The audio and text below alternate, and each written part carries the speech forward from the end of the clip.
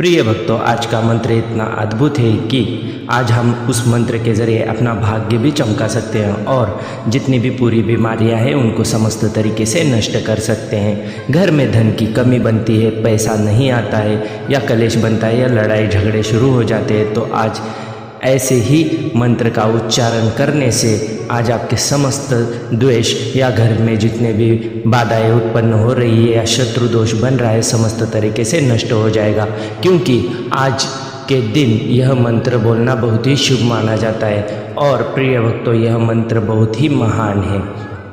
तो प्रिय भक्तों, यदि आप किसी परेशानी से घिरे हुए हैं या किसी संकट में अटके हुए हैं या पैसों का काम नहीं बन पा रहा है, तो इस वीडियो में अपनी अर्जी लगाने के लिए आप कमेंट बॉक्स में जय श्री राम 5 बार अवश्य लिखें और भगवान हनुमान जी को याद करते हुए लाइक करके सब्सक्राइब अवश्य कर लें, क्योंकि ऐसे ही महान मंत्र आपको महान मंत्र चैनल पे सुनने के लिए मिलते हैं। प्रिय भक्तों, यदि कोई शत्रु आपको बहुत ज़्यादा परेशान कर रहा है या आप कोई कार्य करते हैं तो आपके कार्य में रुकावटें पैदा कर रहा है या आपके पुत्र के यश प्राप्ति में बाधाएं उत्पन्न कर रहा है, तो ऐसे शत्रु को रोकने के लिए मंत्रों का सहारा लेना बहुत ज़रूरी है।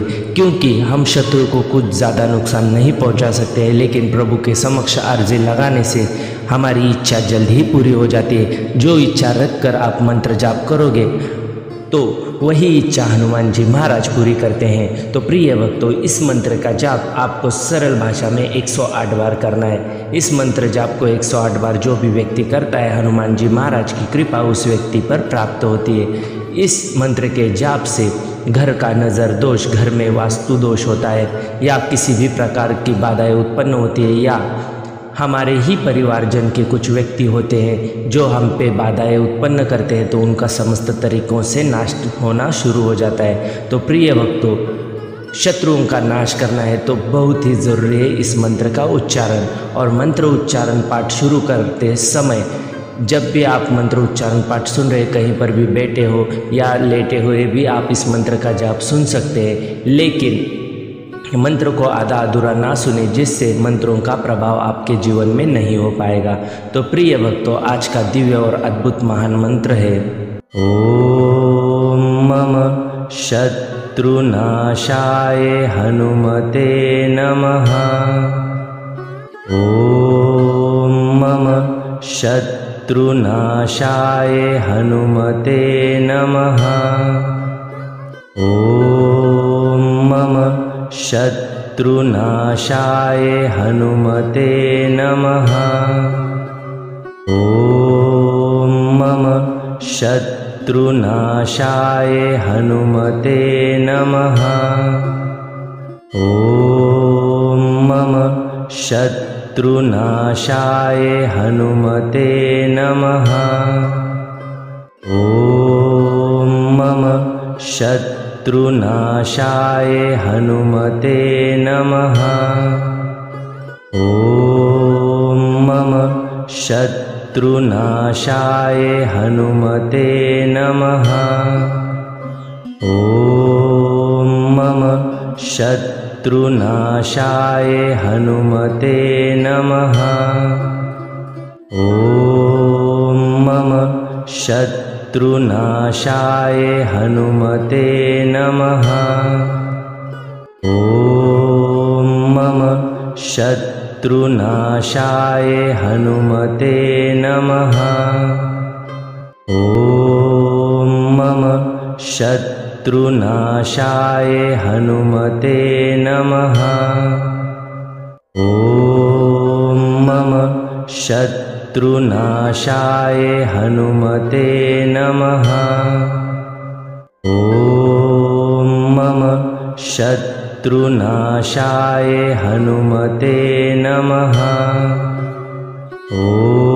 ओम मम शत्रुनाशाय हनुमते नमः। ओम मम शत्रुनाशाय हनुमते नमः। ओम मम शत्रुनाशाय हनुमते नमः। ओम मम शत्रुनाशाय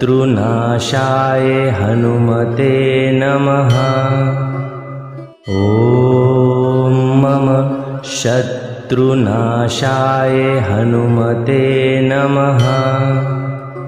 ॐ मम शत्रुनाशाय हनुमते नमः।